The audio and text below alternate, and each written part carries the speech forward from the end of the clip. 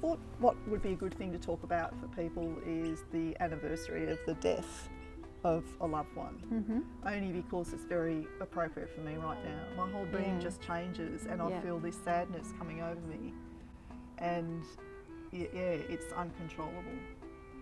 But you acknowledge it? I acknowledge it because I know that this time of year is always, it seems to be like this. And even though I feel like I'm prepared for it, it still happens. Yeah. So I think people need to know that it's normal, part of grieving. I mean, have you had the similar sort of thing with yourself? Yeah, and the idea that you should just get over it. Yeah. Or that you recover. Yeah. That's not actually true. No. Because it's not like a cold and you get over it until the next cold. That's right. It's something that lives with you, because if you lose somebody you really love and care about, they are energetically connected to you through all time and space. Yeah. Everyone has a unique way of working through it, and that's fantastic. Yeah. If you can find your way through. Well, I think spending time with family is probably the main thing, and then just actually going through photo albums and even watching old videos and just taking the time out to just remember what it's like. Yeah.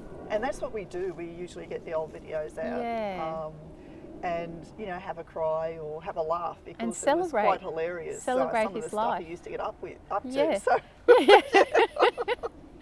And then but it's always like that couple of month period, like around the anniversary, that it feels that way. Right.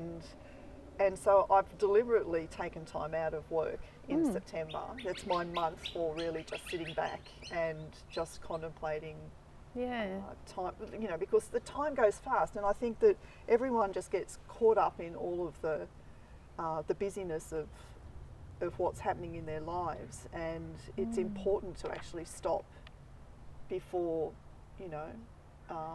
before you collapse. Before you collapse, and just acknowledge what's going on in your life, and well, you've gone further grief. than acknowledging. You've taken action. Yeah. So you've actually valued that you need that time and space, and that it's irrelevant to anyone outside of you and judgment of you doing that. Yeah.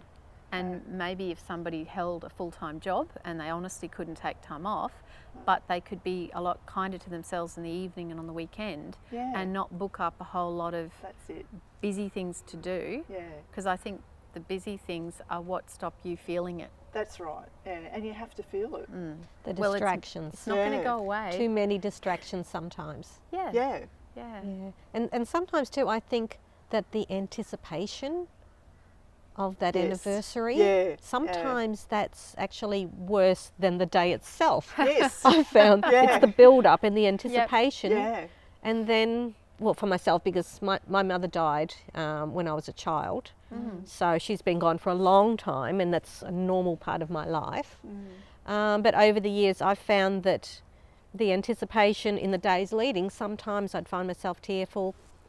And on the day of her death, she committed suicide when I was 11, but the day of her death, I was actually okay. Yeah. Which sort of surprised me in a way. So it can be very different for different people. But then for you, your loss of your son, of Adam, is much more recent. Yeah, it's still 5 years this year. Like last year, I thought, oh, it's going to be terrible, but the actual day was okay, as you said, and we actually had a lot of fun last year. But the day after, I felt it.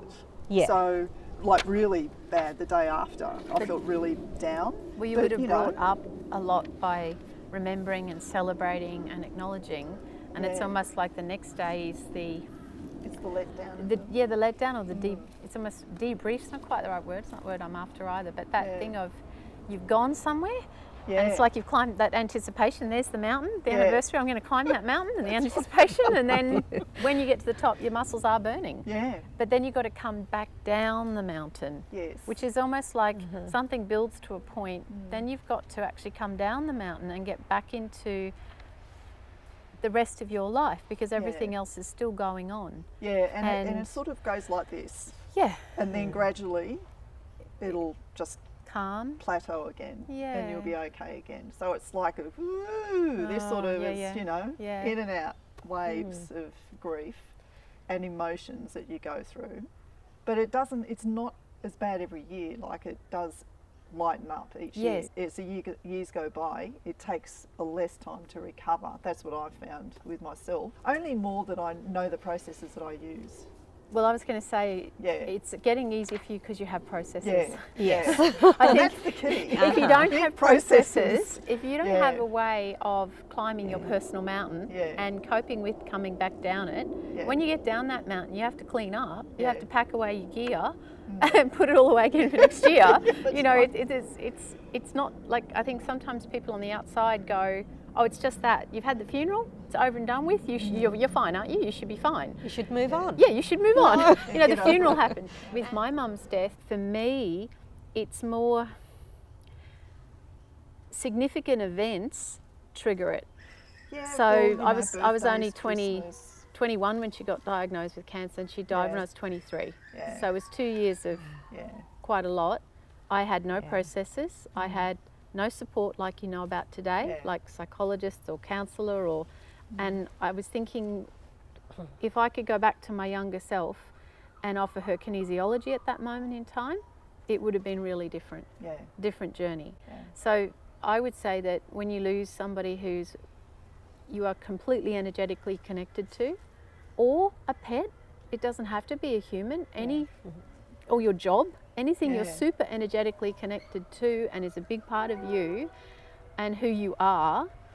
For me, it was significant moments where maybe, you know, you graduate and your mum's not there to share it with you. You have a high five moment and you can't share it with her. You get pregnant with your first child, and all I wanted to do was talk to her and ask her, as my mum, I'm about to be a mum. It's about just honouring that you're human and you will feel emotions, but they don't have to devastate you and ruin you so that you're just, you know, flopped and incompetent for a week or something. Well, this is really just about the actual date of the death anniversary, but it does happen through certain things that trigger it during the year. And through your life, the significant events that come up.